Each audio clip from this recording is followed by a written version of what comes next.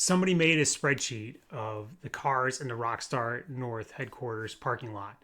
I'm not joking. I'll show you. Every 30 minutes from 8 in the morning till 11 o'clock at night, somebody logged the cars that were outside of Rockstar's office. Then they estimated what those cars were worth. There's a notes column. It flags the Rolls Royce Cullinan, the Ferrari, the two G Wagons that showed up one evening. So the one day's actual total is at the bottom, 240 cars, 17 million pounds in estimated value. And a little note that says a peak evening value increase noted. Somebody is doing financial surveillance on the car parking lot. This is because they think the other cars can tell them when the GTA 6 trailer is dropping. And here's the thing, as someone who spent 14 years inside the gaming industry, I don't think this is stupid. I think it's the single most revealing thing about what's happening in gaming right now. Let me explain what it actually means. If you're new here, I spent 14 years in the gaming industry, including some time at Epic Games working on some of the biggest blockbusters like Gears of War and Fortnite, and I've managed video game production across a variety of platforms. I've been in the building when a studio is heads down working on something massive, and I know what it does to the people inside making the game. So when I took a look at what GTA fans are doing right now, I'm not seeing it as a fan. I'm seeing it as someone who knows what's on the other side of that parking lot. We had the same problems when we were developing Gears of War. People would randomly show up in the lobby at Epic and wanting to see either Cliff Bleszinski or Tim Sweeney. Epic needed to hire private security after a few times this happened. And then they also took pictures posing on the cars that were outside in the parking lot because there was a lot of expensive hardware out there. Tim and Cliff are definite car nuts, and they actually scratched them up. And that's because what's happening outside Rockstar right now, and it isn't normal. It isn't even close to normal. It's happening because of a reason that people are getting completely backwards. Let me walk you through how deep this goes, and because the parking lot, honestly, is the tame version.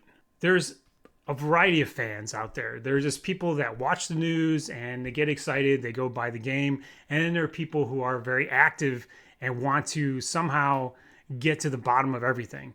So the first tier is what I call active listeners. There's a Reddit user who claims he set up an acoustic monitoring rig near the Rockstar headquarters with microphones. He says he's detecting increased noise, foot traffic, more people gathering with peak time around 11 a.m. And his theory is that this is for executives who are arriving and assembling for meetings, pre-trailer, pre-announcement, maybe over trailer 3. To his credit, he says himself there's no concrete evidence, but just think about that behavior for a second. Someone is recording the ambient sound of a building to reimburse a marketing calendar. Then you have the next level of people in the fandom who are the forensic accountants. There's the spreadsheet, the car log. The people just aren't counting cars anymore. They're appraising them. But as the logic goes, expensive cars mean more senior people. So senior people mean big meetings. And big meetings mean something's coming. So when a Cullinan and a couple of G-Wagons roll in on the same evening, that get logged as a signal.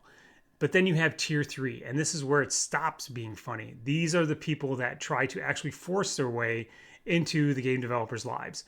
A group of GTA 6 YouTubers reportedly went inside Rockstar North's office and then got questioned by police. So the story that came out of this was like any other news story. It claims that police cars are passing the building every 20 to 30 minutes, that senior developers are leaving the studio in taxis with police escort, that there are 50 or 60 security cameras, guards are in the lobby 24 hours a day. I don't doubt this because we had guards at Epic, and the whole place is under some special protection program. Now, I take that with a grain of salt, and also I've heard reports afterwards that the police in the area say that there's nothing special being done here, but half of it reads like a rumor got embellished every time that the story got retweeted, which is the problem I'm exactly going to come back to. But the thing is that people physically walked into a game studio. That's the real story here. And the police got involved. That's the fan frenzy ladder, listening to the walls, pricing the parking lot, walking through the door. Each rung sounds a little more unhinged than the last, but I want to tell you why I think it's all happening. I believe it's an extreme compliment. I mean that literally. Nobody sets up a microphone array outside of a studio making a mediocre game. Nobody builds a 17 million pound car appraisal spreadsheet for a sequel they're lukewarm about. This level of obsession is not a thing you can manufacture. It's not a thing that marketing buys. It's earned over decades by being consistently ridiculously good, and an entire plant decides the next big thing is worth surveilling a car park to detect. As a dev, I need you to understand how rare this is. I've watched studios spend their entire marketing budgets dreaming and begging for a fraction of this attention. People are fabricating stuff out of nowhere, and the marketing department is probably loving it. When most games launch, it's into silence. The marketing tries to do a good job, but most games don't get the marketing push that is needed for them to be successful. The actual whispered about dream in every studio I've worked in is that people will someday care this much about a game. Epic was one of the lucky studios that they've had that kind of fandom, and Rockstar has it in tenfold over what Epic had when I was there. Rockstar is the studio that got to that pinnacle. The obsession is just a symptom. The disease is that, if you want to call it that, they are just too good. When the internet laughs at the car counters, I don't laugh. I think that's what 12 years refusing to ship a mediocre game buys you. That's the receipt. But there's a cost. And it's not the one everyone argues about. Everyone wants to argue that fan pressure is making the game take longer because Rockstar doesn't want to go by their schedule and release things that fans predict in the next trailer will drop or the next batch of screenshots will come out. That's not the cost. Honestly, the timeline is the timeline. Rockstar has never let the internet once rush them, and they're not about to start. The real cost is to the people. Remember Tier 3? You got senior developers that are leaving in taxis and are being followed, whether or not there's actually a police escort. Think about what this rumor does to the devs, even if it's plausible. These people are go to work in the morning, and they're ordinary people. They're designers, animators, developers, management. And right now, going to work means you're getting your time logged. Your car gets appraised. The sound of your building is being recorded. People walking through your front door, and the police have to be called. I've been on teams in the final stretch of a project, and one of the most stressful things is this end game, and it's very, very tough on anyone in the gaming industry. The hours are brutal. The pressure is enormous. And you are already pouring years of your life into something, terrified it won't be perfect. Now add this whole distraction to the whole mix. And knowing that strangers are parked outside, treating your commute as a data point. It's not flattery to the person living it. It's a job that followed you into the parking lot and then followed you all the way home. And these are the exact people that want to be at their best, the most creative. They want to be calm. They want to be supported because it's already a stressful time. And to finish the thing so they can get this out to the world and show everybody what they've been working on. The obsession is aimed at Rockstar, the faceless brand, actually lands on individual humans.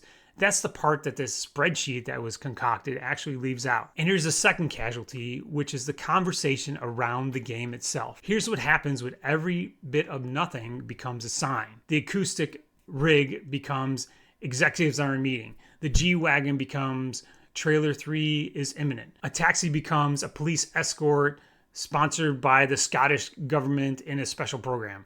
Each retelling adds a floor. By the time it reaches you, a guy just hearing footsteps at lunchtime has become a state security operation outside their headquarters. The signal to noise ratio just goes and collapses. The casualty means that there is no real news and everybody's just trying to fill a vacuum.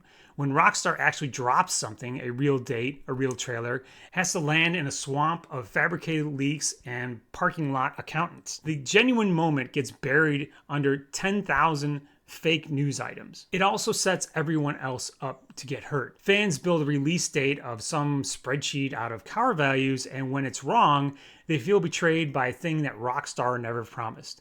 And that disappointment, it often echoes back into the developers, the same people who are just trying to get home after a late night and are taking a taxi. So that's the loop. Obsession inflates expectations, expectations boil up into entitlement, and then entitlement lands on the team. The logging of cars is something that is meaningless and cute, but the news cycle it feeds is not.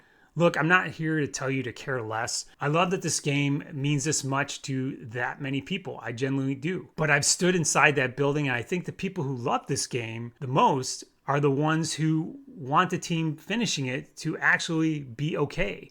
There's a line between anticipation and surveillance. Counting the days is anticipation. Counting the cars and pricing the Ferrari, recording the footsteps, walking through the door, that's another thing. And we crossed it a while ago.